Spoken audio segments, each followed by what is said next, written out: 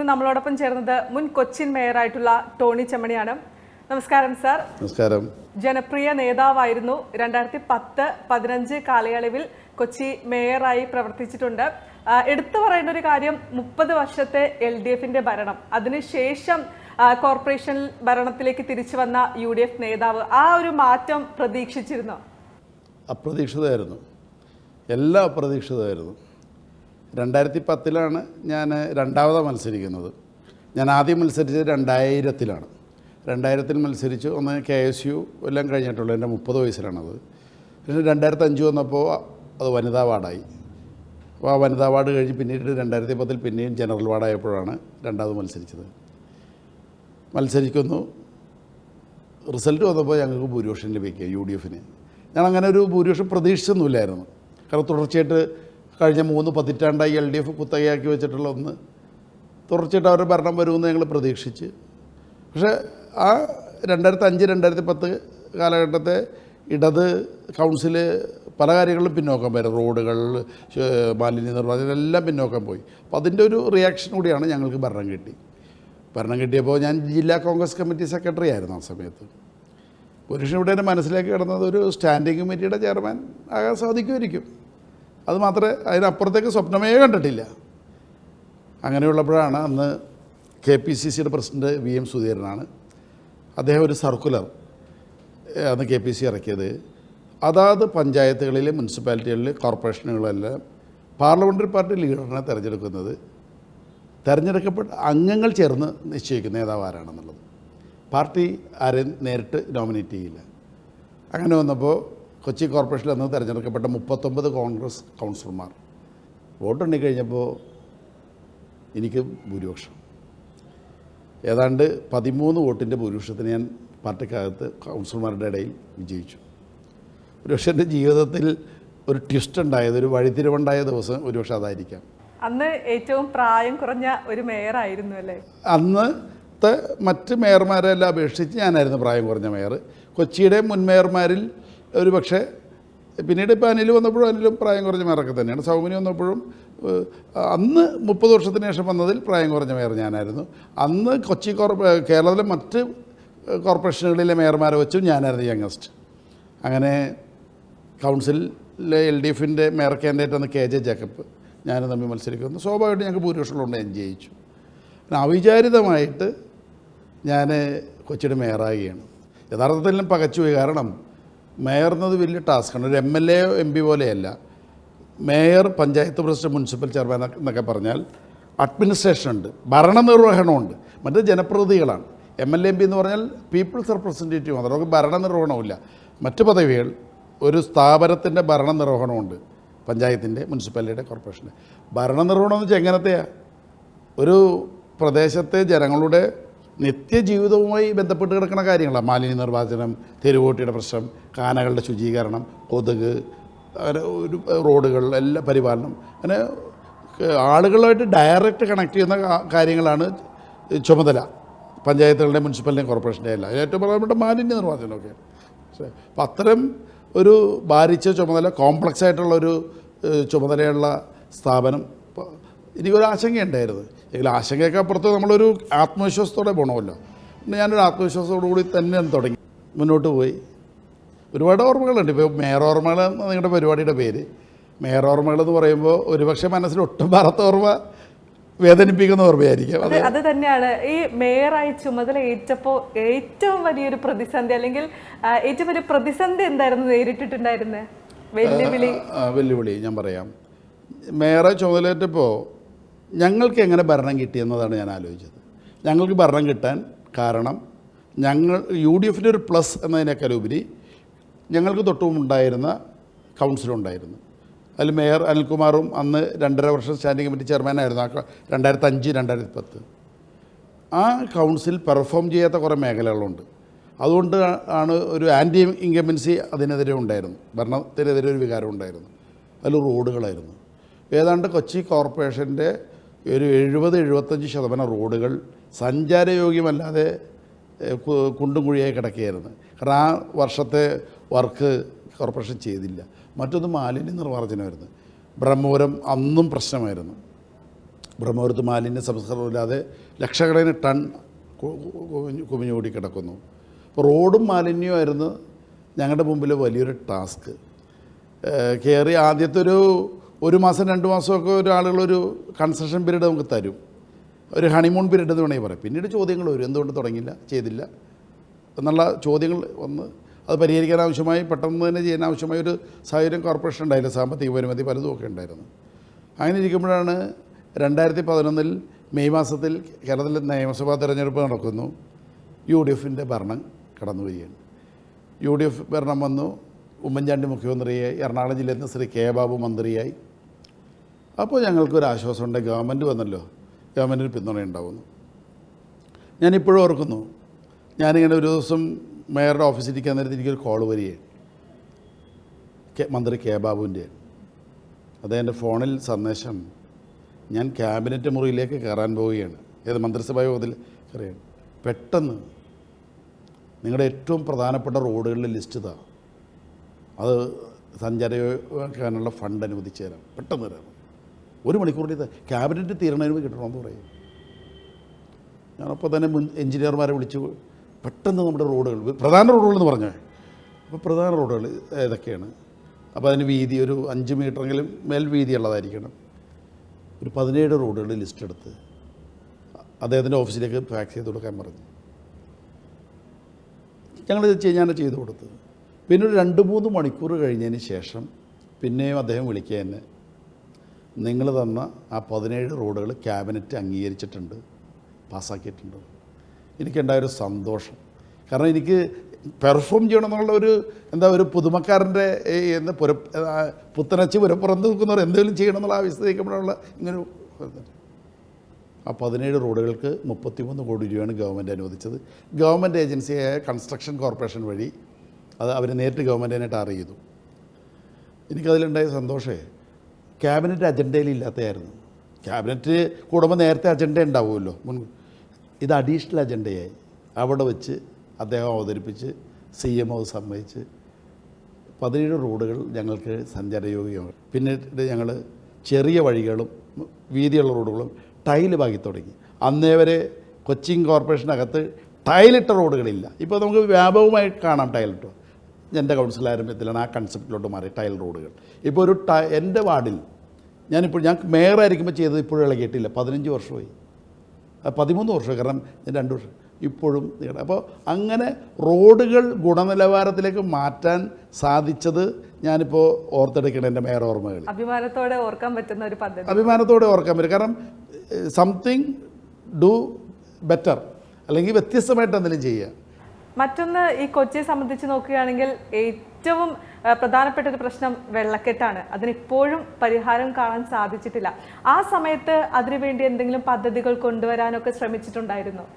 ഈ വെള്ളക്കെട്ട് എന്നുള്ള പ്രശ്നം ഇപ്പോൾ ഗവൺമെൻറ്റിൻ്റെ ഒരു പദ്ധതി ഉണ്ട്, 6 കനാലുകളുടെ പുനരുദ്ധാരണം. അതൊരു നല്ല പദ്ധതിയാണ്. അത്തരം ഒരു ബൃഹത്തായ പദ്ധതിയാണ് യഥാർത്ഥത്തിൽ വെള്ളക്കെട്ട് നിവാരണത്തിന് ശാശ്വതമായി വരേണ്ടത്. നമ്മുടെ നഗരത്തിൽ വലിയ കനാലുകൾ, 1/2 ഡസനധികം വലിയ കനാലുകളുള്ള നഗരമാണ്, വെള്ളക്കെട്ടുള്ളൊരു നഗരമാണ്. ഞാൻ നേരത്തെ സൂചിപ്പിച്ചല്ലോ, സമുദ്രനിരപ്പിന് താഴെ ആയതുകൊണ്ട് തന്നെ വേലിയേറ്റ സമയത്ത് മഴ പെയ്താൽ നഗരത്തിന് വെള്ളം ഇറങ്ങിപ്പോവില്ല, കാരണം സമുദ്ര പുഴകളെല്ലാം വേലിയേറ്റത്തിൽ ഇതാക്കി. അതുകൊണ്ട് നമ്മുടെ കനാലുകൾ ചെളി നീക്കി നീരൊഴുക്ക് സുഗമമാക്കിയാൽ മാത്രമേ സാധിക്കുകയുള്ളൂ. അതൊരു നഗരസഭ മാത്രം വിചാരിച്ചാൽ സാധ്യമാകുന്ന കാര്യമല്ല. ഇപ്പോൾ ഗവൺമെൻറ് മുൻകൈ എടുത്ത് 6 കനാലുകൾ വേൾഡ് ബാങ്കിൻ്റെ സഹായത്തോടുകൂടി ചെയ്യുന്നുണ്ട്. അപ്പോൾ അങ്ങനെ ഒരു ബൃഹത്തായ പ്രോജക്റ്റിലൂടെ അത് പൂർത്തിയാക്കാൻ സാധിക്കും. പക്ഷേ അതിനേക്കാൾ എപ്പോഴും ചലഞ്ചിങ് ആയിട്ടുള്ളത് മാലിന്യ നിർമ്മാർജ്ജനമായിരുന്നു. മാലിന്യ നിർമ്മാർജ്ജനം ഒരു വലിയ ചലഞ്ചായിരുന്നു. ഞാൻ മേയറായതിനു ശേഷം ഞങ്ങൾക്ക് 30 കിലോമീറ്റർ അപ്പുറത്ത് ബ്രഹ്മപുരം എന്ന് പറഞ്ഞ മാലിന്യ സംസ്കരണ കേന്ദ്രമുണ്ട്. ഞാനും ഡെപ്യൂട്ടി മേയർ ഭദ്ര, സ്റ്റാൻഡിംഗ് കമ്മിറ്റിയുടെ ചെയർമാൻമാർ, ഞങ്ങളെല്ലാവരും കൂടി അത് സന്ദർശിക്കാൻ പോയി. ഞാൻ വന്നപ്പോൾ കാണുന്നതും തകരാറിലായ പ്ലാന്റും സംസ്കരിക്കാതെ കൂടിയിട്ടുള്ള ജൈവ മാലിന്യങ്ങൾ. അതായിരുന്നു ഞങ്ങളുടെ മുമ്പിലെ ടാസ്ക്. അതെങ്ങനെ പരിഹരിക്കാൻ സാധിക്കും. അന്നത്തെ കഴിഞ്ഞ കൗൺസിൽ ഏൽപ്പിച്ച കരാറുകാരനും ശുഷ്കതയോട് ചെയ്യുന്നില്ല. ഞങ്ങളവിടെ നിന്ന് ആരംഭിച്ചു, അവിടെ നിന്നും ആരംഭിച്ച് 0-ൽ നിന്ന് ആരംഭിക്കുകയാണ്. ഞങ്ങളെ കരാറുകാരനെ മാറ്റി പുതിയ കരാറുകാരനെ ഏൽപ്പിച്ചു കൗൺസിൽ. 1 വർഷം കൊണ്ട് പതിയെ റിസൾട്ട് വന്ന് അയാൾ നന്നായി ചെയ്തു. കുമിഞ്ഞുകൂടിയ ജൈവ മാലിന്യങ്ങൾ ഞങ്ങൾ സംസ്കരിച്ചു. അപ്പോൾ അജൈവ മാലിന്യം പറ്റില്ല, കാരണം അജൈവ മാലിന്യത്തിന് ആവശ്യമായ ഇത് വിൻഡ്രോ കമ്പോസ്റ്റാണ്. ജൈവ മാലിന്യം മാത്രം സംസ്കരിക്കുന്ന പ്ലാന്റായിരുന്നു അത്. അതിൽ തകരാറിലുമാണ്. അതുകൊണ്ട് ഞങ്ങൾക്ക് ജൈവ മാലിന്യം മാത്രമേ സംസ്കരിക്കാൻ സാധിക്കും. അജൈവ മാലിന്യം എന്ന് വെച്ചാൽ പ്ലാസ്റ്റിക് ഉൾപ്പെടെ മറ്റ് മാലിന്യങ്ങൾ അവിടെ അക്യുമുലേറ്റ് ചെയ്ത് വരുന്ന പരിഹാരം ഉണ്ടായില്ല. ഞങ്ങളവിടെ ആ ജൈവ മാലിന്യം വളമാക്കി മാറ്റി അതിനെ ബ്രാൻഡ് ചെയ്ത് വിറ്റു. ബ്രഹ്മ എന്ന് പറഞ്ഞ് പേരിട്ടു. അപ്പോഴും അതൊന്നൊരു ശാശ്വതമായ പരിഹാരമല്ല. കാരണം എക്സിസ്റ്റിംഗ് ആ വിൻഡ്രോ കമ്പോസ്റ്റ് പ്ലാന്റ് ഞാൻ പറഞ്ഞില്ല തകരാറിലാണ്. അപ്പോൾ ഞാൻ മനസ്സിലാലോചിച്ചു ഇതിനൊരു പരിഹാരം വേണം. ഒരു ആധുനിക പ്ലാന്റേ പറ്റൂ.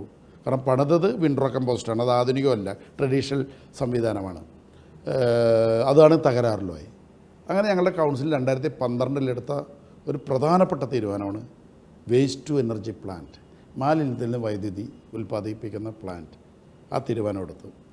ആ തീരുമാനവും എൻ്റെ മേയർ അനുഭവങ്ങളിൽ ഉണ്ട്. അത് പക്ഷേ എനിക്ക് എൻ്റെ കാലത്ത് അത് പൂർത്തിയാക്കാൻ പറ്റി എന്നുള്ള ദുഃഖമുണ്ട് കേട്ടോ. പക്ഷേ ഒരു വ്യത്യസ്തമായ തീരുമാനം എടുക്കാൻ പറ്റി. ഈ യുവാക്കൾക്കിടയിൽ സ്മാർട്ട് മേയർ എന്നൊരു പേരുണ്ട്, അത് വരാനുള്ള കാരണം എന്താണ്? അങ്ങനെ ഉണ്ടോ എന്ന് എനിക്കറിയില്ല, എനിക്കറിഞ്ഞുകൂടാ. അങ്ങനെ ഒരു പേരൊക്കെ ഉണ്ട് സ്മാർട്ട് മേയർ. സ്മാർട്ട് സിറ്റി പദ്ധതിയുമായി ബന്ധപ്പെട്ട എന്തെങ്കിലും? ആ ഓർമ്മ പറയാൻ ഞാൻ വിട്ടുപോയിട്ടാ. ഞാൻ 3 ഒന്ന് സ്മാർട്ട് സിറ്റിയാണ്. ഒന്ന് ഈ വേസ്റ്റ് എനർജി പ്ലാന്റ് നടക്കാതെ പോയതാണ്. ഒന്ന് സ്മാർട്ട് സിറ്റിയാണ്, മറ്റൊന്ന് റോറോ ജങ്കാർ, ഇന്ത്യയിൽ ആദ്യമായിട്ട്. 3 കാര്യങ്ങളാണ് വ്യത്യസ്തമായിട്ട് എൻ്റെ മനസ്സിൽ ഓർമ്മയുള്ളത്. ഈ സ്മാർട്ട് സിറ്റി പദ്ധതി കേന്ദ്ര ഗവൺമെൻറ് കൊണ്ടുവന്നൊരു നഗരവികസന പദ്ധതിയാണ്. എല്ലാ കാലങ്ങളിലും കേന്ദ്ര ഗവൺമെൻറ്റിന് നഗരവികസന പദ്ധതികളുണ്ട്. ഇപ്പോൾ ഡോക്ടർ മൻമോഹൻ സിംഗിൻ്റെ കാലത്ത് UPA ഭരണകാലത്ത് ഞാൻ നേരത്തെ പറഞ്ഞ JNNURM എന്ന പദ്ധതി ഇന്ത്യയിൽ മുഴുവനായി നടപ്പിൽ കേന്ദ്ര ഗവൺമെൻറ് ഫണ്ട് കൊടുക്കും, സ്റ്റേറ്റുകൾ വഴി സിറ്റീസിന് കിട്ടും. 2015 മോഡി ഗവൺമെൻറ് വന്നപ്പോൾ അവർ പ്രഖ്യാപിച്ചൊരു പദ്ധതിയാണ് ഇന്ത്യയിൽ 100 നഗരങ്ങളെ തിരഞ്ഞെടുക്കുക, സെലക്ട് ചെയ്യുക, അതിനെ സ്മാർട്ട് സിറ്റി ആയി 100 സ്മാർട്ട് സിറ്റി എന്നാണ് ആ പ്രോജക്റ്റിൻ്റെ പേര്. അപ്പോൾ ഇത് 2015 ജൂണിലാണ് പ്രഖ്യാപിക്കുന്നത്. എൻ്റെ കാലാവധി ഒക്ടോബറിൽ കഴിയും, 4 മാസമുള്ളൂ. ജൂൺ, ജൂലൈ, ആഗസ്റ്റ്, സെപ്റ്റംബർ, 5 മാസമുള്ളപ്പോഴാണ് ഈ പദ്ധതി പ്രഖ്യാപിക്കുന്നത്. അപ്പോൾ 3 മാസത്തിനുള്ളിൽ അതിൽ സെലക്ഷൻ പൂർത്തിയാവും. അതൊരു കോമ്പറ്റീഷനിലൂടെ കേന്ദ്ര ഗവൺമെൻറ് തീരുമാനിച്ചൊരു കോമ്പറ്റീഷനാണ്, അല്ലാണ്ട് നേരിട്ട് ഗവൺമെൻറ് തിരഞ്ഞെടുക്കില്ല. അതിനൊരു ജഡ്ജിങ് പാനലിനെ തീരുമാനിച്ചത് ബ്ലൂംബെർഗ് എന്ന് പറഞ്ഞ പഴയ ന്യൂയോർക്ക് മേയറാണ് മൈക്കൽ ബ്ലൂംബെർഗ്, അദ്ദേഹത്തിൻ്റെ നേതൃത്വത്തിലുള്ള ബ്ലൂംബെർഗ് ഫൗണ്ടേഷൻ, അവരാണ് ജഡ്ജിങ് പാനൽ. മത്സരത്തിൽ പങ്കെടുക്കണം. ഇന്ത്യയിൽ 600 നഗരങ്ങൾ ആണതിൽ മത്സരിച്ചത്, ചെറുതും വലുതുമായ ഇന്ത്യയിലെ പ്രധാനപ്പെട്ട സിറ്റീസ്, ചെറുപട്ടണങ്ങൾ അടക്കം 100ൽ വരാൻ. അന്ന് കേന്ദ്ര നഗരവികസന മന്ത്രി വെങ്കയ്യ നായിഡു, പഴയ ഉപരാഷ്ട്രപതി, അദ്ദേഹമാണ് അന്ന് നഗരവികസന വകുപ്പ് മന്ത്രി. അദ്ദേഹം ഹൈദരാബാദിൽ നിന്നാണ് അന്ന് ജയിച്ചത്. കേന്ദ്ര ഗവൺമെൻറ് 600 നഗരങ്ങളുടെ വികസന പ്ലാൻ ഈ ജഡ്ജിങ് പാനൽ പരിശോധിക്കുകയാണ്. ബ്ലൂംബെർഗ് 100 സ്മാർട്ട് സിറ്റി പ്രഖ്യാപിക്കുമ്പോൾ 5 റാങ്കോടുകൂടി കൊച്ചി സ്മാർട്ട് സിറ്റി പദ്ധതിയിൽ ഇടം നേടി. എനിക്ക് എൻ്റെ രാഷ്ട്രീയ ജീവിതത്തിൽ ഏറ്റവും സന്തോഷം വന്നത് അതിലാണ്. അത് 5 റാങ്ക് ഒരു സമയത്ത് എൻ്റെ മേയർഷിപ്പിൽ പദ്ധതി കൊടുത്തു. എൻ്റെ മേയർഷിപ്പ് കൊടുത്തപ്പോൾ കേന്ദ്രത്തിൽ പദ്ധതി കൊടുത്ത് ഒക്ടോബറിൽ എൻ്റെ കാലാവധി കഴിഞ്ഞ് 2016 ജനുവരി മാസത്തിലാണ് അനൗൺസ് ചെയ്യണത്. പദ്ധതി കൊടുത്ത എൻ്റെ കാലത്താണ്. പക്ഷേ ലിസ്റ്റ് അനൗൺസ് ചെയ്യുന്ന പ്രോസസ്സ് വന്നപ്പോൾ എൻ്റെ മേയർഷിപ്പ് കഴിഞ്ഞു. 5 റാങ്ക് നേടി. അപ്പോൾ അതിൽ മതിരിക്കുന്ന ഓർമ്മയുണ്ട്, വേദനിക്കുന്ന ഓർമ്മയുണ്ട്. ഞാൻ തുടക്കത്തിലേ പറഞ്ഞു, എൻ്റെ ഏറ്റവും മറക്കാത്ത ഓർമ്മ വേദനിപ്പിക്കുന്ന ഓർമ്മ, അത് ഞാൻ പറയുന്നത് ഇതുമായി കണക്റ്റഡാണ്. അപ്പോൾ എനിക്ക് വലിയ സന്തോഷം തോന്നി. നമ്മുടെ നഗരത്തിൽ കഴിഞ്ഞ 5 വർഷക്കാലം നടന്ന, 5 അതിന് മുമ്പ് നടന്ന ആധുനിക റോഡ്, ആധുനിക വേൾഡ് ക്ലാസ് ഫുട്പാത്തുകൾ, 44,000 ലൈറ്റുകൾ LED ലൈറ്റാക്കിയത്, എറണാകുളം മാർക്കറ്റ് നിർമ്മിച്ചത്, കോർപ്പറേഷൻ്റെ പുതിയ ആസ്ഥാന മന്ദിരം നിർമ്മിച്ചത്, ഫോർട്ട് കൊച്ചിയിൽ 394 കുടുംബങ്ങൾക്ക്, ചേരി നിവാസികൾക്ക് 211 നിലയുടെ 2 ടവറുകളിലായി അവർക്ക് പുനരധിവാസം കൊടുത്ത തുരുത്തി റേ പദ്ധതി പ്രോജക്റ്റ്, അതിൻ്റെ ഫണ്ടിൽ വലിയ ഭാഗം എല്ലാം ഈ കേന്ദ്ര ഗവൺമെൻറ്റിന് നാം നേടിയെടുത്ത സ്മാർട്ട് സിറ്റി പദ്ധതി. അത് ഇപ്പോൾ പല ക്രെഡിറ്റ് അവകാശവാദങ്ങളും PR വർക്കുകളൊക്കെ പലരും നടത്തുന്നുണ്ട്. അതൊക്കെ നടത്തിക്കോട്ടെ. പക്ഷേ എൻ്റെ മനസ്സിൽ ഞാൻ നാളെ എൻ്റെ കാലശേഷം, എനിക്ക് എല്ലാവർക്കും ഒരു ആയുസ് ഉണ്ടാവില്ല, കാലശേഷവും അത് നേടിയെടുക്കാൻ സാധിച്ചു എന്നതൊരു ഒരു അഭിമാനബോധം ഉണ്ടാകും. പക്ഷെ അത് നേടിയെടുക്കുമ്പോൾ അന്നുണ്ടായ ഒരു തിക്താനുഭവം, എൻ്റെ മേയർഷിപ്പിൽ ഏറ്റവും കഠിനമായ ഒരു പീരീഡായിരുന്നു അത്, ഒരു അനുഭവം വരുന്നത്. ഈ കൊച്ചി കോർപ്പറേഷൻ്റെ കൗൺസിൽ അംഗീകരിക്കണം ഈ സ്മാർട്ട് സിറ്റി പദ്ധതിയുടെ പ്രൊപ്പോസൽസ്. 2000 കോടിയുടെ പദ്ധതി എന്ന് പറഞ്ഞല്ലോ. നമ്മളിപ്പോൾ KSEBിയുടെ പ്രോജക്റ്റ് ഇൻ്റഗ്രേറ്റ് ചെയ്തു, വാട്ടർ അതോറിറ്റിയുടെ കുടിവെള്ള പദ്ധതി ഇൻ്റഗ്രേറ്റ് ചെയ്തു, കോർപ്പറേഷൻ നേരിട്ടുള്ള സ്വന്തം പ്രോജക്റ്റ് ഇൻ്റഗ്രേറ്റ് ചെയ്തു. ആരോഗ്യ വകുപ്പിൻ്റെ പ്രോജക്റ്റുകൾ ഇൻ്റഗ്രേറ്റ് എല്ലാം കൂടി ഇൻ്റഗ്രേറ്റ് ചെയ്താണ് 2,000 crore പ്രൊപ്പോസൽ. അത് കൗൺസിൽ അംഗീകരിച്ച് ഗവൺമെൻറ് വഴി സ്റ്റേറ്റ് ഗവൺമെൻറ് വഴി വേണം നമുക്ക് കേന്ദ്രത്തിൽ സമർപ്പിക്കാൻ. 2015 സെപ്റ്റംബർ മാസം ലാസ്റ്റ് വീക്കാണെന്ന് തോന്നുന്നു സ്പെഷ്യൽ കൗൺസിൽ ഇതിനു വേണ്ടി കൂടാൻ തീരുമാനിച്ചു, ഈ പ്രൊപ്പോസൽ കൗൺസിൽ അംഗീകരിക്കുക. അപ്പോഴാണ് അതിന് ഏതാനും ദിവസങ്ങൾ മുമ്പ് ഫോർട്ട് കൊച്ചിയിലൊരു ബോട്ട് അപകടം ഉണ്ടായി.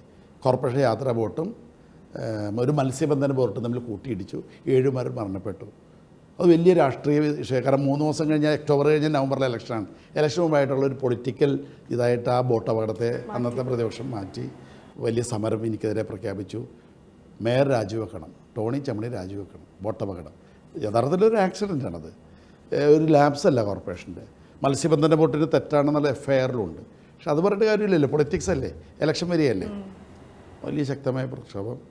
കൊച്ചിൻ കോർപ്പറേഷൻ ഓഫീസിൻ്റെ പുറത്ത് റിലേ നിരാഹാരം, കൗൺസിലർമാർ മാറി മാറി നിരാഹാരം കിടക്കുന്നു. ജാഥ, വലിയ കൗൺസിലിൻ്റെ അകത്ത് ബഹളം. ആ സമയത്താണ് ഈ പ്രൊപ്പോസൽസിന് വേണ്ടി. അപ്പോൾ ആ കൗൺസിൽ ദിവസം സ്മാർട്ട് സിറ്റി പ്രൊപ്പോസൽ പാസ്സാക്കുന്ന സ്പെഷ്യൽ കൗൺസിൽ ദിവസം ഞാനത് പ്രതിഷേധം പ്രതീക്ഷിച്ചു. കാരണം സമരം പ്രഖ്യാപിച്ചിരിക്കുകയാണല്ലോ എൻ്റെ രാജ്യം. ഞാനത് അന്ന് നമ്മുടെ മേയർ അനിൽകുമാർ പ്രതിപക്ഷ കൗൺസിലറായിട്ട് ഉണ്ടാകും കൂട്ടത്തിൽ. ആ സ്പെഷ്യൽ കൗൺസിൽ ആരംഭിക്കുമ്പോൾ ഞാൻ പറഞ്ഞു, നമ്മുടെ ഈ കൗൺസിൽ വളരെ പ്രധാനപ്പെട്ടൊരു കൗൺസിലാണ്. കൊച്ചിയുടെ വികസന ചരിത്രം മാറ്റി എഴുതാൻ പോകുന്ന ഒരു കാര്യമാണ് സ്മാർട്ട് സിറ്റി പദ്ധതി. അതിൻ്റെ പങ്കെടുക്കാനുള്ള പ്രൊപ്പോസൽ അംഗീകരിച്ച് കേന്ദ്രത്തിലൊരു ഡെഡ് ലൈൻ ഉണ്ട്, ഇത്ര തീയതിക്കുള്ളിൽ പ്രൊപ്പോസൽ അല്ലെങ്കിൽ ഇതിന് പുറത്താവും, ആ കോൺടെസ്റ്റിൽ നിന്ന് പുറത്താവും. അതുകൊണ്ട് നമുക്ക് ഇതിലൊന്ന് പ്രതിഷേധം മാറ്റിവെച്ച് അതൊന്ന് പാസ്സാക്കാൻ സഹകരിക്കണം എന്ന് ഞാൻ പറഞ്ഞു. ഞാൻ പറയുമ്പോൾ അതിൻ്റെ സെൻസ് അവരെടുത്ത് ആ സ്പെഷ്യൽ കൗൺസിലിൽ സഹകരിക്കുന്നതെന്ന് തിരിച്ച് ഞാൻ ആമുഖം പറഞ്ഞ് തീരലും ഇപ്പോഴത്തെ മേയറായിരുന്ന അനിൽകുമാർ അടങ്ങുന്ന പ്രതിപക്ഷങ്ങൾ ചാടി എഴുന്നേറ്റ്, കൗൺസിൽ ആൾ കണ്ടിട്ടുണ്ടല്ലോ, ഇങ്ങനെ ഒരു 74 കൗൺസിലർമാർ ഇരിക്കുന്നു, നേരെ എതിർവശത്ത് അല്പ ഉയരത്തിൽ ഒരു പീഠം, മേയറുടെ ഇരിപ്പിടം. ചാടി എഴുന്നേറ്റ് എന്നെ അങ്ങോട്ട് ഗൗരവ ചെയ്ത്. ഞാനൊരു 10 മിനിറ്റ് 15 മിനിറ്റ് അവരൊരു പ്രതിഷേധ സൂചന സ്പെഷ്യൽ കൗൺസിൽ ആയതുകൊണ്ട് ഇതിൻ്റെ ഒരു ഇമ്പോർട്ടൻസ് മനസ്സിലാക്കിക്കൊണ്ട് പിന്മാറുന്നത്. 10 മിനിറ്റ് എല്ലാം കഴിഞ്ഞാൽ 1 മണിക്കൂറായിട്ടും മാറുന്നില്ല. ഞാനവരോട് പറഞ്ഞത് നമുക്ക് റിക്വസ്റ്റ് ചെയ്യേണ്ട, പക്ഷേ അവർക്കൊന്നും എന്നോട് വിരോധമില്ല. കാരണം നല്ല സ്നേഹബന്ധം ഞങ്ങളൊക്കെ തമ്മിൽ. പക്ഷേ അവർക്ക് രാഷ്ട്രീയമായി പോയതുകൊണ്ട് പാർട്ടിയുടെ തീരുമാനം കൊണ്ടും അവർക്കിത് ചെയ്തേ പറ്റൂ. അവരെന്നോട് പറയേണ്ടി വരും, മേരെ ഒന്നും വിചാരിക്കില്ല മേരെ, ഞങ്ങൾക്ക് ഇതല്ലാതെ വേറെ നിവൃത്തിയില്ലെന്ന് സ്വകാര്യമായിട്ട് എന്നോട് പറയുന്നുണ്ട്. ഞാനത് ഉൾക്കൊള്ളുന്നുണ്ട്. 1 മണിക്കൂർ 2 മണിക്കൂർ കഴിഞ്ഞിട്ടും അവസാനിക്കുന്നില്ല. അവസാനം ഉച്ച കഴിഞ്ഞ് വൈകുന്നേരമായി ഗൗരവ തുടരുകയാണ്. അപ്പോൾ എനിക്ക് മനസ്സിലായി ഇവർ അവസാനം ഹെഡ്ലൈൻ, എല്ലാ ചാനലിലും ഹെഡ്ലൈനിലോട്ട് മാറി ഈ വാർത്ത. കൊച്ചിൻ കോർപ്പറേഷൻ കൗൺസിൽ ഉപരോധം മേയറെ ബന്ദിയാക്കി എന്നുള്ള വാക്കാണ് പല ചാനലുകളും കൊടുത്തത്. 11 മണിക്കൂറാണ് അന്ന്, രാത്രി 11, 10, 11 മണി. അപ്പോൾ അതിനിടയിൽ ഒരു 9 മണിയായപ്പോൾ, രാത്രി 9 മണിയായപ്പോൾ ഞങ്ങളുടെ ഒരു കൗൺസിലറുണ്ട്, അവരുടെ പേരെന്താ, കർമിലി ആൻ്റണി, 70 വയസ്സുണ്ട് അവർക്ക്. കർമിലി ചേച്ചി ബോധം കെട്ടി വീണ്. ഭക്ഷണമൊന്നും കഴിച്ചിട്ടില്ലേ, ആരും കഴിച്ചിട്ടില്ല ഭക്ഷണം. ചായയും പഴംപൊരി എന്തൊക്കെ അതിനിടെ വരും. ബോധം കെട്ടി വീണു. അപ്പോൾ ആംബുലൻസിൽ അവരെ നീക്കം ചെയ്ത ആശ്വാസം. അപ്പോഴേക്കും ഇതിൻ്റെ രംഗം വഷളായി തുടങ്ങി. ചാനലുകൾ ഭയങ്കരമായിട്ട് കൂടി. അന്ന് നിയമസഭ നടക്കുന്നുണ്ട്, നിയമസഭയിൽ ഉന്നയിച്ചു ഈ വിഷയം. നിയമസഭയിൽ വന്നപ്പോൾ ഇവർ വല്ലാത്ത സ്ഥിതി ആയി. അപ്പോൾ അവരോട് പറഞ്ഞു, മേരെ ഒന്ന് പ്രഖ്യാപിക്കുക, ജുഡീഷ്യൽ വിഷയം പ്രഖ്യാപിക്കുക, അങ്ങ് നിർത്താം. അതിനോട് എനിക്ക് യോജിപ്പില്ലായിരുന്നു. കാരണം ഒരു ശരിയേട കാണിച്ച ഒരു സ്മാർട്ട് സിറ്റി സ്പെഷ്യൽ കൗൺസിലാണ്, അത് നിങ്ങൾ രാഷ്ട്രീയവേദിയാക്കരുത് ഞാൻ പറഞ്ഞിട്ട് ഒരു കേട്ടില്ലുകൊണ്ട് ഞാൻ അതിന് തയ്യാറായില്ല. അവസാനം പോലീസ് കയറി. കൊച്ചിൻ കോർപ്പറേഷൻ്റെ കൗൺസിൽ ഹാളിൽ പോലീസ് കയറിയിട്ടില്ല ഇതുവരെ. പോലീസ് ആദ്യമായി, മറ്റേ സാധാരണ ലാത്തി ചാർജിനൊക്കെ വരുമ്പോൾ ഇടൂലേ, മറ്റേ തല ഇരുമ്പ് തൊപ്പിയും ലാത്തിയായി കയറി ബലമായി ഇപ്പോഴത്തെ നമ്മുടെ മേയർ അനിൽകുമാറിനെയും മറ്റ് വനിതാങ്ങളെ മുഴുവൻ അറസ്റ്റ് ചെയ്ത് നിൽക്കും. വലിച്ചഴച്ച കൊണ്ടുപോയത്. കാരണം അവർ എൻ്റെ ചുറ്റും നിന്നവർ എന്നെ കയറി പിടിച്ച് അവരെ പോലീസ് വലിച്ചപ്പോൾ ഞാനും കൂടി, അപ്പോൾ അവർ വലിയിൽ പെട്ടുപോയെൻ്റെ. പക്ഷേ അവസാനം പോലീസ് എന്നെ അവരെ തമ്മിൽ വിടിയിപ്പിച്ച് അവരെ പിടിച്ചിട്ടു. അങ്ങനെ 11 മണിയായപ്പോൾ, രാത്രി 11 മണിയായപ്പോൾ പോലീസ് സഹായത്തോടുകൂടി എന്നെ കൗൺസിൽ ഹാളിൽ നിന്ന് മോചിപ്പിച്ച് എന്നെ വീട്ടിലോട്ട്, അംഗങ്ങളെല്ലാം പോലീസിൻ്റെ സഹായത്തോടുകൂടി ഓരോരുത്തർ വീടുണ്ട്. രാത്രി വലിയ സംഭവമാണെങ്കിൽ ഇപ്പോൾ ഓർക്കുമ്പോൾ അതൊക്കെ രസകരമായിട്ടുള്ള. പക്ഷേ അത് എനിക്ക് വാസ്തവത്തിൽ നിങ്ങൾ ചോദിക്കുന്ന മേയർ ഓർമ്മ എന്ന് പറഞ്ഞാൽ ആ മേയർ ഓർമ്മയിൽ എൻ്റെ മറക്കാത്ത ഓർമ്മ ആ സംഭവം, ആ ദിവസമാണ്. 2 കാര്യം, ഒന്ന് ആ സ്പെഷ്യൽ കൗൺസിൽ നടക്കാതെ പോയി എന്നുള്ളത്. പക്ഷേ 2 ദിവസത്തിന് ശേഷം പിന്നീട് സ്പെഷ്യൽ കൗൺസിൽ ഇതേ വിഷയത്തിൻ്റെ കൂടി അവരപ്പോൾ സമ്മർദ്ദത്തിലേ അവരുടെ മീഡിയ മുഴുവൻ ഭയങ്കര നെഗറ്റീവായിട്ട് എഴുതി പിറ്റേ ദിവസം. കാരണം ഇങ്ങനത്തെ ഒരു വിഷയമല്ലേ, ടൈം ബൗണ്ടായിട്ട് പാസ്സാകേണ്ടതല്ലേ. പിറ്റേ 2 ദിവസം കഴിഞ്ഞിട്ട് പാസ്സാക്കി. ട്രിവാൻഡ്രത്ത് അത് വെറ്റ് ചെയ്യേണ്ടതായിട്ടുണ്ട്. പ്രോജക്റ്റൊക്കെ ഒന്ന് ട്രിവാൻഡ്രത്ത് ഒന്ന് വെറ്റ് ചെയ്ത് ഡൽഹിയിൽ പോയി അത് നേടിയെടുത്തു. അപ്പോൾ എൻ്റെ ഒരു മറക്കാത്ത സന്തോഷവും അഭിമാനവും വേദനയും എല്ലാം കൂടി മിക്സ് ചെയ്തൊരു ഓർമ്മയാണ് ഈ 5 വർഷത്തിൽ ഏറ്റവും പ്രധാനപ്പെട്ടത്. ഇനി മേയർ ഓർമ്മകളായിട്ടല്ല, ഞാൻ അല്ലാതൊരു ചോദ്യം ചോദിക്കുകയാണ്. ഇപ്പോൾ സംസ്ഥാനം വീണ്ടും ഒരു തിരഞ്ഞെടുപ്പ് ചൂടിലേക്ക് അടക്കം കടക്കുകയാണ്. മുന്നണികൾ ഓരോ പദ്ധതികൾ തങ്ങളാണ് കൊണ്ടുവന്നത് എന്നതുമായി ബന്ധപ്പെട്ട് വാദപ്രതിവാദങ്ങളടക്കം നടക്കുന്നുണ്ട്. ഇപ്പോൾ LDF സർക്കാരിൻ്റെ കാലത്ത് കൊണ്ടുവന്ന നിരവധി പദ്ധതികൾ, അതിലൊന്ന് സ്മാർട്ട് സിറ്റി പദ്ധതി തുടങ്ങി അവരും പ്രചാരണം നടത്തുന്നുണ്ട്. അതായത് ഏത് മുന്നണിയാണ് കൊണ്ടുവന്നത് എന്നതുപോലെ നമുക്ക് കൃത്യമായി അറിയാത്തൊരു സാഹചര്യം. തങ്ങളാണ് കൊണ്ടുവന്നതെന്ന് LDF സർക്കാർ വാദിക്കുന്നു. അതൊക്കെ കാണുമ്പോൾ എന്ത് തോന്നുന്നു? അല്ലാതെ എല്ലാ കാലത്തും നമ്മുടെ നാട്ടിലുള്ളതാണല്ലോ. ഇപ്പോൾ കൊച്ചി മെട്രോ പിണറായി വിജയൻ കൊണ്ടുവന്നു എന്ന് പറയുന്ന നാടല്ലേ ഇത്. വിഴിഞ്ഞം പദ്ധതി പിണറായി വിജയൻ കൊണ്ടുവന്നു എന്ന് പറയുന്ന നാടല്ലേ ഇത്. വാസ്തവത്തിൽ വിഴിഞ്ഞം പദ്ധതി പ്രഖ്യാപിച്ചപ്പോൾ പ്രോജക്റ്റ് കോസ്റ്റ് 7000 കോടിയാണ്. അതിൽ 6000 കോടിയുടെ അഴിമതിയാണ് പറഞ്ഞത്. ഉമ്മൻചാണ്ടി 6000 കോടി അഴിമതി കാണിച്ചെന്ന് പറഞ്ഞ് അവരിപ്പോൾ അതിൻ്റെ നേരെ അവകാശികളാണ്. അങ്ങനെ പറഞ്ഞവരിപ്പോൾ അതിൻ്റെ അവകാശികളാണ്. സ്മാർട്ട് സിറ്റി പദ്ധതി, അത് ദുബായ് ടീകോം കാക്കനാടത്തെ IT പദ്ധതി, അന്ന് ഭൂമി കച്ചവടമെന്ന് പറഞ്ഞത്. ദുബായ് ടീകോം കമ്പനിക്ക് റിയൽ എസ്റ്റേറ്റ് കച്ചവടം നടത്തുമെന്ന് അന്ന് പ്രതിപക്ഷമായിരുന്ന VS അച്യുതാനന്ദൻ പറഞ്ഞത്. കൊച്ചി മെട്രോ ഉമ്മൻചാണ്ടി സാർ ഇരിക്കുമ്പോൾ പദ്ധതി കേന്ദ്രാനുമതി നേടിയെടുത്തു, നിർമ്മാണോദ്ഘാടനം നടത്തി, എൻ്റെ ട്രയൽ റൺ മഹാരാജ് കോളേജ് വരെ നടത്തി. അതിനുശേഷം പിന്നീട് വന്ന പിണറായി വിജയൻ്റെ ഗവൺമെൻറ് ബാക്കിയുള്ള വർക്കുകളാണ് നടത്തിയത്. എൻ്റെ ട്രയൽ റണ്ണിന് ശേഷം ഉദ്ഘാടനം നടത്തി. പക്ഷെ അതിൻ്റെ ഇപ്പോഴും അവകാശികൾ മാറിപ്പോയി. അപ്പോൾ സമാനമായി ഇപ്പോൾ സ്മാർട്ട് സിറ്റി പദ്ധതിയും PR വർക്കുകൾ നടത്തുന്നുണ്ട്. ഞാനത് ശ്രദ്ധിക്കുന്നുണ്ട്. ഞാൻ വ്യക്തികളുടെ പേരൊന്നും പറയണില്ല. PR വർക്കുകൾ നടത്തുന്ന ആരാണെന്നറിയാം. പക്ഷെ അങ്ങനെയൊന്നും അതൊരു പൊതുമര്യാദക്കെതിരാണ്. അതൊന്നും ശരിയല്ല. ഇതിനു പിന്നിൽ പ്രവർത്തിച്ചവരും കൂടി സ്മരിക്കാം. കൂട്ടായി ഈ നഗരത്തിന് വേണ്ടി ചെയ്തതാണെന്ന് പറയാം. ഇത് എല്ലാം ഈ കൗൺസിൽ കാലത്ത് നടത്തിയെന്ന നിലയിൽ സ്മാർട്ട് സിറ്റി പദ്ധതി ഒരു രാഷ്ട്രീയ ക്രെഡിറ്റ് അവകാശപ്പെടുമ്പോൾ ഞാൻ അതിൽ വിശ്വസിക്കുന്നത് ജനങ്ങൾക്കെല്ലാം അറിയാം. കൊച്ചി പോലത്തെ ഒരു നഗരത്തിലെ ജനങ്ങളല്ലേ, അവരോട് കാര്യങ്ങൾ പറഞ്ഞാൽ മനസ്സിലാവും. അതുകൊണ്ട് ഈ സ്മാർട്ട് സിറ്റി പദ്ധതി അത് UDFൻ്റെ കുഞ്ഞാണ്. എൻ്റെയും എനിക്ക് ശേഷം വന്ന ശ്രീ സൗമിനി ജെയിൻ, ഞങ്ങളുടെ 2 മേയർമാരുടെയും പരിശ്രമം അതിലുണ്ട്. അതിനുവേണ്ടി ഒരുപാട് വേദനിച്ചാണ് അത് നേടിയെടുത്തത്. തടഞ്ഞു വെച്ച വേദനകളുണ്ട് ഇത് പാസ്സാക്കാൻ വേണ്ടി. തടഞ്ഞു വെച്ച പങ്കാളിത്തമാണ് സ്മാർട്ട് സിറ്റി പദ്ധതിയിൽ LDFനുള്ളത്. ഏത് പദ്ധതി? Special council. അതുകൊണ്ട് അതെല്ലാം ഞങ്ങൾ നഗരത്തിൽ ജനങ്ങളോട് പറയുന്നുണ്ട്. അതുകൊണ്ട് ഒരു കാര്യം സംശയമില്ലാതെ പറയാം, സ്മാർട്ട് സിറ്റി പദ്ധതി അത് UDFൻ്റെ കുഞ്ഞാണ്. ആ കുഞ്ഞിനെ ആരെങ്കിലും തട്ടിയെടുക്കാൻ ശ്രമിച്ചാൽ അത് ഞങ്ങൾ വിട്ടുകൊടുക്കില്ല. നിലവിലെ ഈ കൊച്ചി നഗരസഭയുടെ ഭരണം എങ്ങനെയുണ്ട്? അത് വിലയിരുത്തുമ്പോൾ എന്താ തോന്നുന്നത്? അല്ല, കൊച്ചി നഗരസഭയുടെ കഴിഞ്ഞ 5 വർഷത്തെ കാലത്തെ ഭരണത്തിൽ നടത്തി, ഞാൻ പറഞ്ഞില്ല, പ്രവർത്തനങ്ങൾ നടന്നതെല്ലാം സ്മാർട്ട് സിറ്റി പദ്ധതിയുടെ ഒരുപാട് പ്രവർത്തനങ്ങൾ അവർക്ക് നടത്താൻ സാധിച്ചു. ഇപ്പോൾ ഞാൻ നേരത്തെ പറഞ്ഞ ഒന്നൊന്നായ കാര്യങ്ങൾ, ആസ്ഥാന മന്ദിരമാണെങ്കിലും മാർക്കറ്റിൻ്റെ കെട്ടിടമാണെങ്കിലും റോഡുകൾ, തെരുവുവിളക്കുകൾ, നടപ്പാതകൾ, അതെല്ലാം ഈ പറയുന്ന ഒരു പ്രോജക്റ്റ്, ഓൺഗോയിങ് പ്രോജക്റ്റ് ഉള്ളപ്പോൾ ഒരു ക്ലേശമില്ലാതെ സൂപ്പർവൈസ് ചെയ്താൽ മതി. അനിൽകുമാർ എന്ന മേയറിന് കിട്ടിയൊരു ഭാഗ്യവും എന്ന് വെച്ചാൽ സൂപ്പർവൈസ് ചെയ്ത് നടത്താൻ പറ്റി. ഞങ്ങളുടെ കാലത്ത് നേടിയെടുത്ത് ടെൻഡറിങ് എല്ലാം പൂർത്തിയാക്കിയ പദ്ധതി നോക്കി നിന്ന് സൂപ്പർവൈസ് ചെയ്യാൻ പറ്റി. വാഴക്കുല എന്നൊരു കവിതയുണ്ട്. വാഴ നട്ട് വളർത്തി കൊല വന്നപ്പോൾ ജന്മി വന്നിട്ട് വെട്ടിക്കൊണ്ടുപോയി. പ്രസിദ്ധമായ കവിത. ആ അനുഭവമാണ് വാസ്തവത്തിൽ ഞങ്ങൾക്കുണ്ടായത്. ഞങ്ങൾ നട്ട് വളർത്തി കൊലച്ചപ്പോൾ പോട്ടെ, അതൊക്കെ ഓരോരുത്തരുടെ നിമിത്തമാണ്, നിയോഗമാണ്. അല്ല, ഞങ്ങൾക്ക് അസൂയൊന്നുമില്ല, സന്തോഷമുള്ളൂ വെറുതെ. പക്ഷേ ഞങ്ങളുടെ പങ്കു കൂടി പറയണമെന്നുള്ള കാര്യം മാത്രമേ ഞങ്ങൾക്കുള്ളത്. അതുകൊണ്ട് ഈ ചെറിയ 5 വർഷം നടന്ന പ്രവർത്തനങ്ങൾ ആ നിലയിൽ നടത്തിയിട്ടുണ്ട്. പക്ഷേ കറപ്ഷൻ നടന്നിട്ടുണ്ട് ഈ ഭരണസഭയുടെ കാലത്ത്. കറപ്ഷൻ ബ്രഹ്മപുരവുമായി ബന്ധപ്പെട്ടാണ്. ബ്രഹ്മപുരവുമായി ബന്ധപ്പെട്ട് ഭീമമായ കറപ്ഷൻ നടന്നിട്ടുണ്ട്. അത് മറച്ചു വെക്കാതിരിക്കാൻ സാധിക്കില്ല. സൗമിനി ജെയിൻ മേയറായിരുന്ന കാലത്ത് 20 കോടി രൂപയ്ക്ക് ബ്രഹ്മപുരത്ത് അക്യുമുലേറ്റ് ചെയ്ത് കിടന്ന അജൈവ മാലിന്യമുണ്ട്. അത് സംസ്കരിക്കാൻ വേണ്ടി ഒരു ടെൻഡർ നടപടി വന്ന് കൗൺസിൽ അംഗീകാരം വന്നപ്പോൾ അതിനെ അഴിമതി പറഞ്ഞ് എതിർത്തതാണ്. അപ്പോൾ എങ്ങനെ അക്യുമുലേറ്റ് ചെയ്ത് ടോണി ചമ്മയുടെ കാലത്ത് ഒക്കെ പരിഹരിച്ചില്ലെന്ന് ചോദിക്കുമ്പോൾ ഞാൻ പറയാം, LDFിൻ്റെ കാലത്ത് പണിത വിൻഡ്രോ കമ്പോസ്റ്റ് എന്ന് വെച്ചാൽ ജൈവമാലിന്യം മാത്രം സംസ്കരിക്കാനുള്ളതായിരുന്നു. അജൈവമാലിന്യം സംസ്കരിക്കാൻ പദ്ധതിയില്ലായിരുന്നു. അതിനാണ് വേസ്റ്റ് എനർജി പ്ലാന്റ് എൻ്റെ കാലത്ത് പ്ലാൻ ചെയ്തത്. അത് നടന്നുമില്ലെന്ന് അവർ എതിർത്തുകൊണ്ട്, അതുകൊണ്ടാണ് അക്യുമുലേറ്റ് ചെയ്തിട്ടുള്ളത്. ഞാനത് കൂട്ടിച്ചേർത്ത് പറയാം.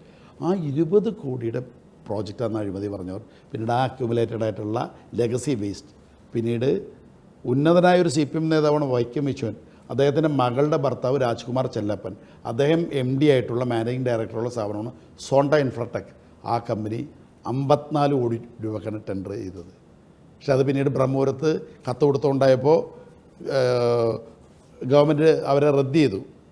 പക്ഷെ പിന്നെ അതേ അളവിൽ ഇപ്പോൾ 138 കോടി രൂപക്കാണ് ബ്രഹ്മപുരത്ത് കെട്ടിക്കിടന്ന മാലിന്യങ്ങൾ സംസ്കരിക്കുന്നത്. ഒന്ന് ആലോചിച്ച് നോക്കൂ. ഞാൻ അതിശയിക്കുന്ന ഈ നാട്ടിലെ മാധ്യമങ്ങളും കോടതിയും എല്ലാം ഇത് കണ്ടിട്ട് എത്രയോ കേസുകൾ, വഴിയിലൊരു ബാനർ വലിച്ച് കെട്ടിയാൽ സ്വമേധയെ കേസെടുക്കുന്ന കോടതിയാണ് നമ്മുടെ നാട്ടിലുള്ളത്. ഏത് വഴിയോരത്ത് കൊടിതോരണങ്ങൾ കെട്ടിയാൽ സ്വമേധയെ കേസെടുക്കുന്ന കോടതി അവരുടെ മുമ്പിലായി നടക്കുന്നത്. 20 കോടിക്ക് തീർക്കേണ്ട ഒരു പദ്ധതി 138 കോടിയിലേക്ക് തീരുമ്പോഴും അതിൻ്റെ പിന്നിൽ ടെൻഡർ നടപടികളിലൊക്കെ അപാകത ഉണ്ടെന്നൊരു പരിശോധന പോലും ഇല്ല എന്നുള്ളത് ഒരു മാധ്യമങ്ങളും അന്വേഷണാത്മകമായി പരിശോധിച്ചിട്ടില്ലേ?